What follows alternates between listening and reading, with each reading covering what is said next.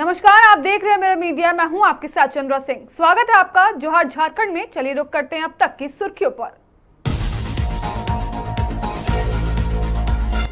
महिला आरक्षण बिल को लेकर कांग्रेस सेवा दल ने जताई नाराजगी। कहा बीजेपी की साजिशों का किया जाएगा खुलासा।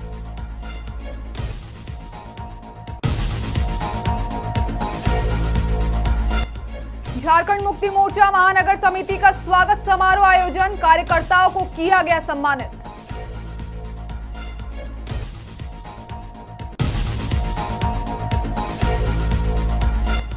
मनातू में अफसरों पर बीडीओ सख्त। योजनाओं की सुस्ती पर 2 दिन का अल्टीमेटम।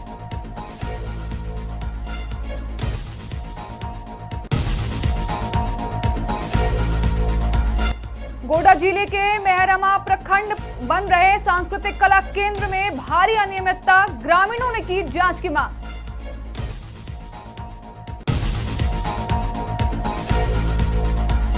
वाहन चोरी से दहशत, पुलिस पर उठे सवाल। लोगों का फूटा गुस्सा।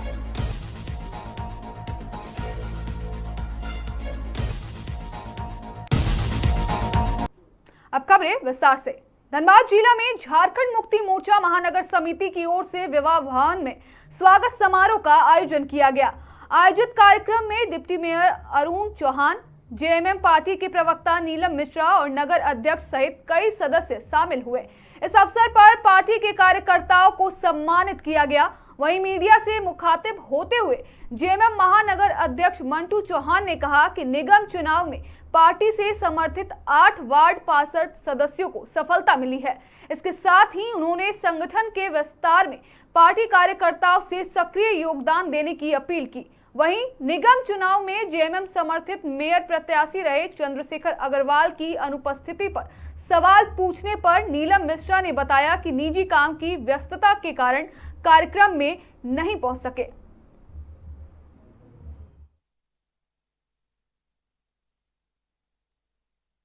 का कार्यकर्ता हूं और हमारे माननीय मुख्यमंत्री श्री हेमंत सोरेन जी का जो भी दिशा निर्देश होगा उनके नक्शे कदम पर चलने का हम लोग और खासकर हम आज धनबाद नगर निगम का डिप्टी मेयर होने के नाते उनका नक्शे कदम पर चलने का काम करेंगे और जो भी उनका दिशा निर्देश होगा उस पर हम खरा उतरने का काम करेंगे।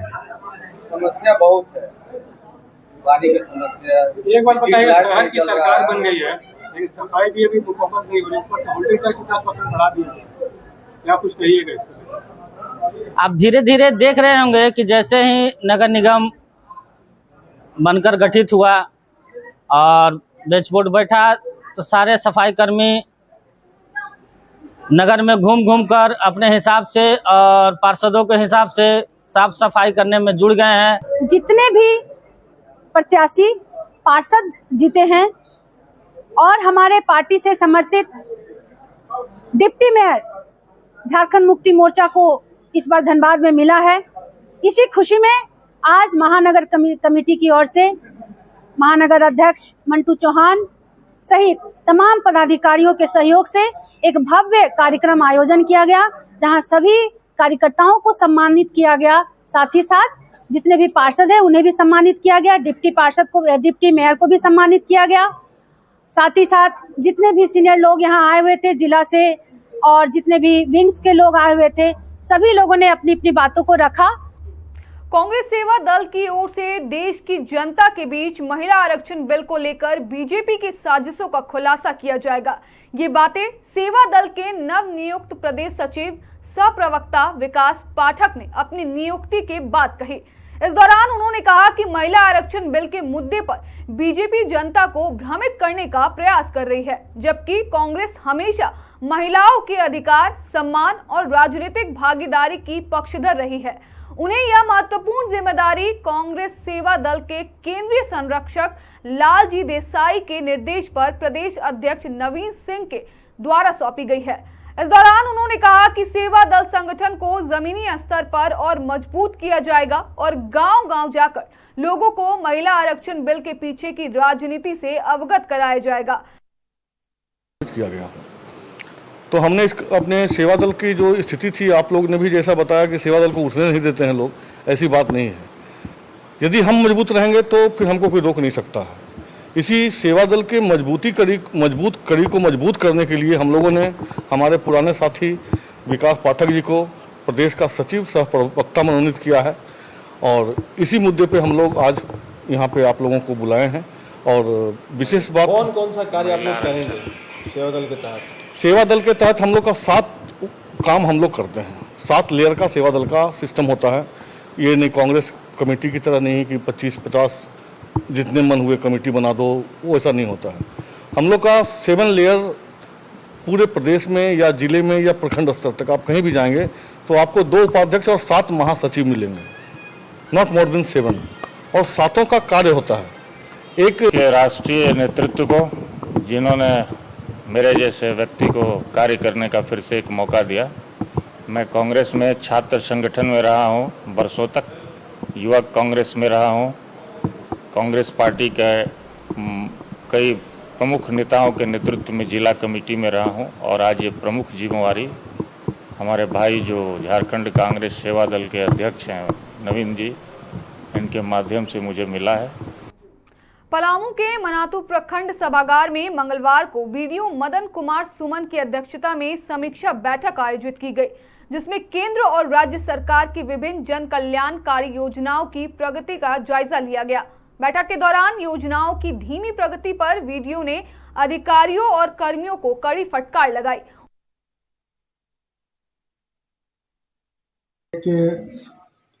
ब्लॉक लेवल का एक मीटिंग था जिसमें सभी तरह के आवास योजनाओं में प्रगति लाने के लिए मीटिंग रखा गया था, जिसमें सभी पंचायत सचिव, पंचायत सहायक और कोऑर्डिनेटर को शामिल किया गया था और उन्हें सख्त निर्देश दिया गया है कि किसी भी हाल में जो हर तरह के जो आवास योजना है उसमें जियो टैग करते हुए उसकी प्रगति करना है।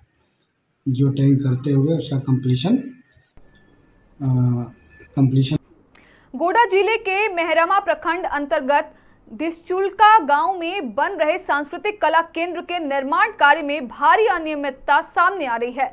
यह केंद्र बच्चों के कला विकास के उद्देश्य से बनाया जा रहा है, लेकिन निर्माण की गुणवत्ता पर गंभीर सवाल उठ रहे हैं, जिसे लेकर ग्रामीणों में नाराजगी देखी जा रही है। वहीं ग्रामीणों ने कहा कि सांस्कृतिक कला केंद्र के निर्माण कार्य में तय मानकों की अनदेखी की जा रही है, जबकि सरकार की ओर से उच्च गुणवत्ता वाले सीमेंट और ईंट के उपयोग का प्रावधान है। ग्रामीणों का कहना है कि यदि इसी तरह से काम होता रहा तो भवन के जल्द ही जर्जर होने की आशंका है।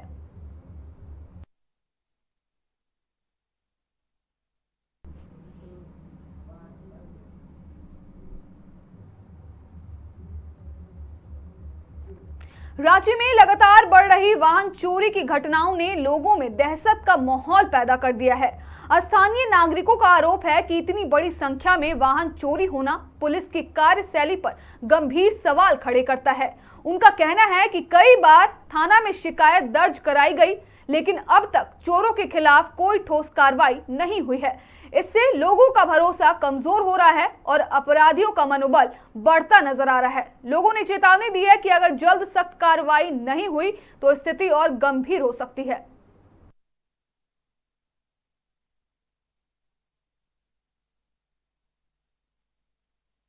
आरसी बुक और चाबी लेकर के हाथ में खड़े हैं। मेरी गाड़ी यहीं से चोरी हो गई आज सुबह में, लगभग 10:30 बजे का अप्रोक्स में। सुबह में बच्चे को स्कूल छोड़ने गए, 7:30-8 बजे छोड़ करके जब घर आए उसका गाड़ी यहीं लगाए। गाड़ी लगाने के बाद घर मेरा सामने है, आना जाना घर से बाहर दिख रहा है कि मेरी गाड़ी यहाँ लगी हुई है। 15-20 मिनट पहले जब अंदर हम गए घर के अंदर और बाहर जब निकले 20 मिनट के बाद में गाड़ी देखने के बाद तो देख रहे मेरी गाड़ी नहीं है। अब गाड़ी नहीं है तो होश उड़ गई, पूरा इधर उधर यहाँ वहाँ खोजबीन करने लगे हम लोग कि कहाँ गया हमारा गाड़ी।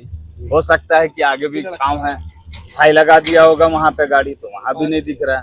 इतना धूप है, तेज धूप है, तेज गर्मी की वजह से छांव के नीचे हमने गाड़ी लगाई अपनी, ताकि यहाँ पे ठंड में रहेगी, और घर के सामने लगाया अपना।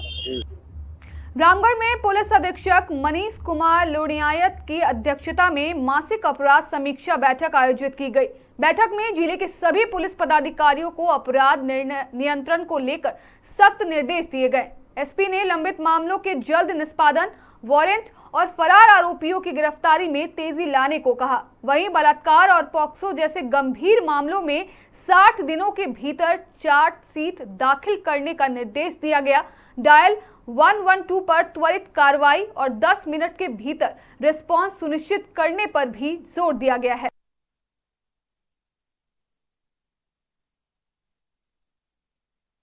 अधीक्षक कार्यालय के सभागार में मासिक अपराध समीक्षा से परिचयात्मक बैठक का आयोजन किया गया है। इस बैठक में जिला के जितने वरीय पुलिस पदाधिकारी हैं, जितने थाना पदाधिकारी हैं, अंचल निरीक्षक गण हैं तथा पुलिस अधीक्षक कार्यालय शाखा के जितने शाखा प्रभारी हैं, उनके साथ बैठक किया गया है। बैठक में सर्वप्रथम सभी का परिचय प्राप्त करते हुए आने वाले दिनों में रामगढ़ जिला वासियों को एक संवेदनशील, पेशेवर, पीपल फ्रेंडली और जिम्मेदार पुलिसिंग देने हेतु और उसमें कैसे जिलावासियों का सहयोग लिया जा सकता है, फीडबैक लिया जा सकता है, इस हेतु प्राथमिकताएं तय की गई। धनबाद के बागमारा क्षेत्र में अवैध खनन पर रोक लगाने को लेकर सीआईएसएफ अब पूरी तरह एक्शन मोड में नजर आ रही है। इसी कड़ी में आज बरोरा एरिया 1 में सीआईएसएफ द्वारा फ्लैग मार्च निकाला गया। इस मार्च का मुख्य उद्देश्य इलाके में सुरक्षा का भरोसा कायम करना और अवैध गतिविधियों में शामिल लोगों को सख्त संदेश देना था। इंस्पेक्टर राजेश यादव के नेतृत्व में निकले इस फ्लैग मार्च में दर्जनों जवानों ने हिस्सा लिया। जवान अनुशासित तरीके से एक कतार में चलते हुए Barora check post, Barora workshop, Shatabdi cold dump समेत विभिन्न संवेदनशील स्थानों से होकर गुजरे। इस दौरान पूरे इलाके में सुरक्षा व्यवस्था को लेकर सख्ती साफ तौर पर नजर आई।